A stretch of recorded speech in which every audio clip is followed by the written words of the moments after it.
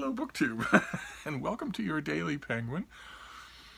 This is our tour through my Penguin Classic wall. It's mostly a tour of Frida. It's mostly just you getting a good look at her every day. They're your fans.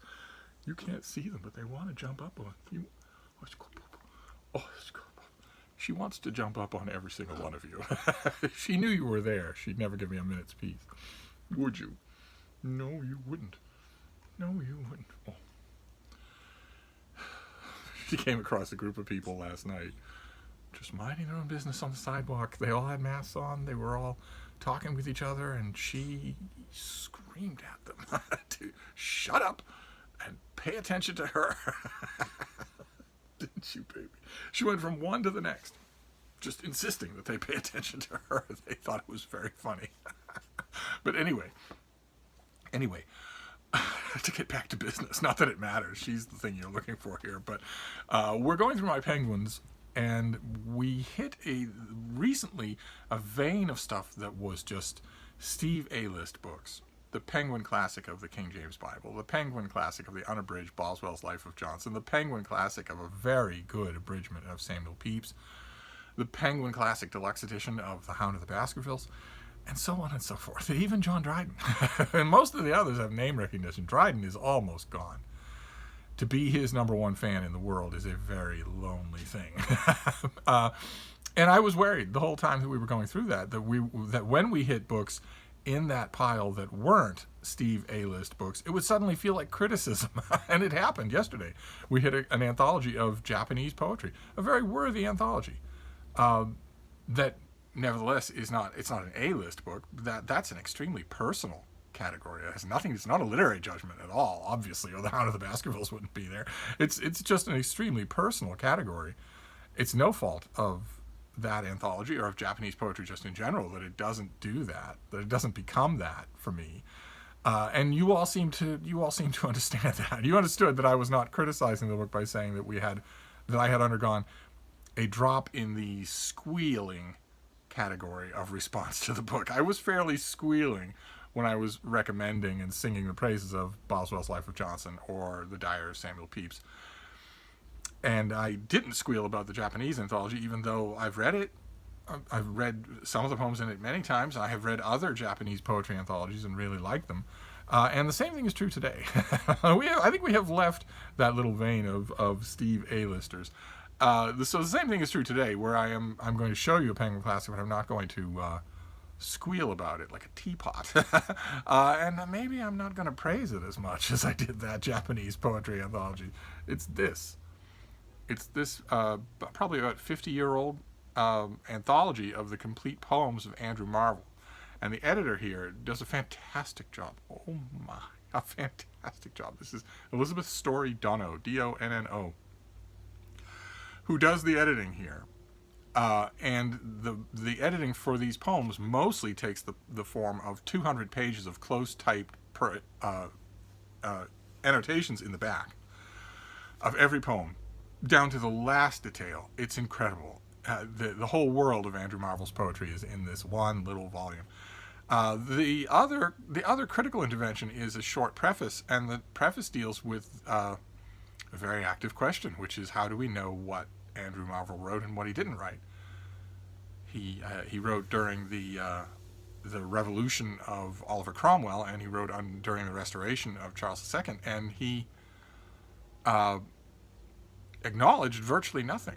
He put his name to virtually none of his poems. All of it is posthumous, assembled posthumous, praised posthumously, first by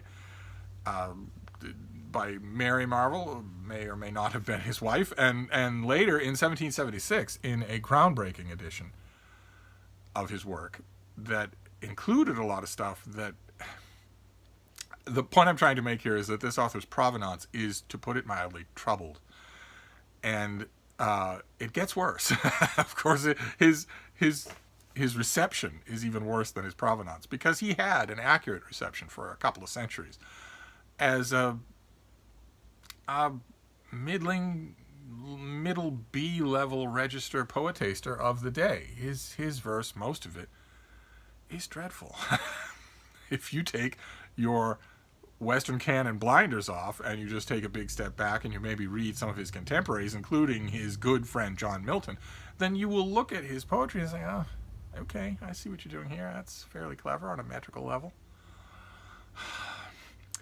And so he would have remained. To His Coy Mistress and a couple of other poems at most would have been in anthologies like the Oxford Book of English Verse or whatever, with his name and maybe a brief biography of how much of his life he spent groveling in praise to Oliver Cromwell and his misbegotten spawn, until he had to turn his tune, until he had to change his tune so as to retain his head. And he also worked hard to make sure that his friend Milton didn't lose his head either. And succeeded, and we venerate both of them now, but Marvell less so, and justifiably so. Most of the stuff that he wrote, with no offense intended to the darling little spaniel right there with a rump in the air, most of the stuff that he wrote is one step up from doggerel. I know that's heresy. His name is carved in stone now, so you can't say such a thing unless you actually just, without precondition, look at his poetry. But you didn't need those preconditions, because a couple of his poems were kept in anthologies from time to time, and that was about it. Along with half a dozen other poets that wrote in his day, if he wrote these poems, that I could name that we don't remember at all. Until the early part of the 20th century. In the early part of the 20th century, T.S. Eliot. I know some of you will be familiar with T.S. Eliot because Mark Richardson of Richardson Reads has that gorgeous full set of those enormous volumes of his letters, of his collected letters. And I love to listen to Mark talk about them. But I don't think I've ever heard Mark, even soused, go on any great or thin tree branch limb about defending Eliot's poetry. And I don't think I've ever heard him talk about Eliot's literary judgment. And it was in the early part of the 20th century that T.S. Eliot, just out of the blue, and very much looking like he was putting on a blindfold and picking a name out of a hat, said that Marvell was great. Absolutely great. A towering work. Someone that we need to study in whole. Someone for whom we need a complete poems volume, heavily annotated in Penguin Classic, which I believe this was the first such volume. I think this was the first time that anybody did this. The this Dono edition.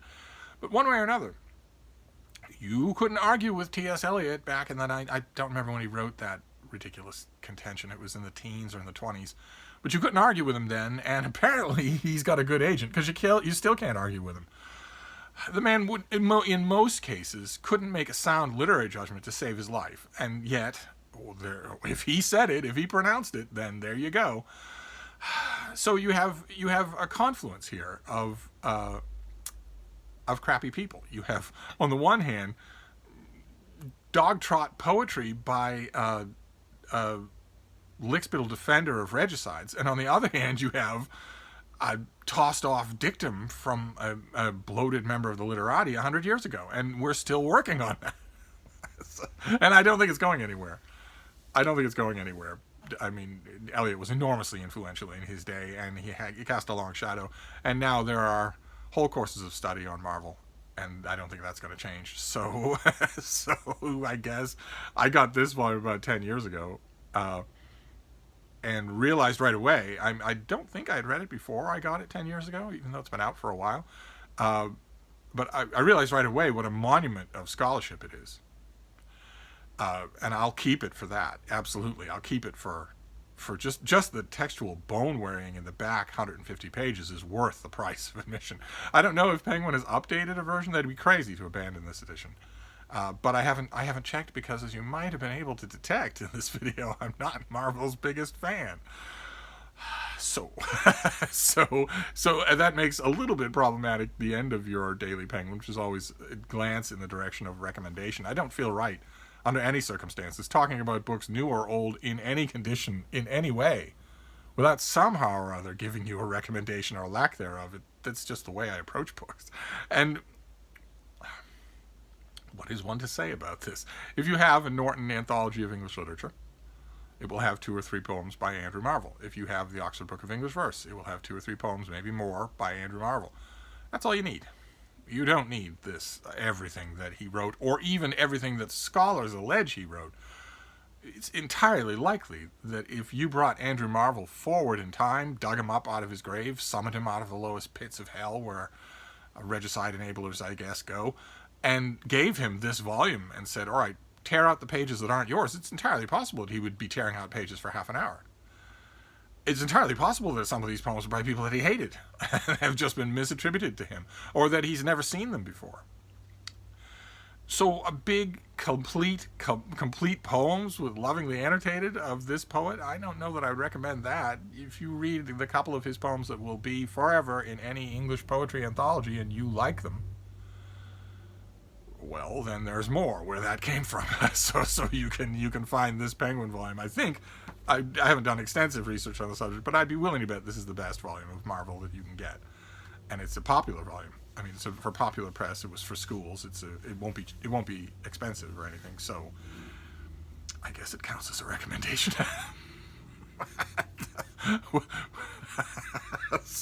so you've now, in these last 6 or 7 videos of penguins, you have now seen the opposite ends of the spectrum. Almost the opposite ends of the spectrum. No, you haven't, actually. You've seen 2 points on the spectrum. One is at the very end, where I am squealing with delight and recommending something above anything else, saying you have to read this. Oh my God, it's given me life. I can't live without it. Now we are talking about a Penguin classic in which the scholarship of the edition is the recommendation, and I am not particularly recommending the author.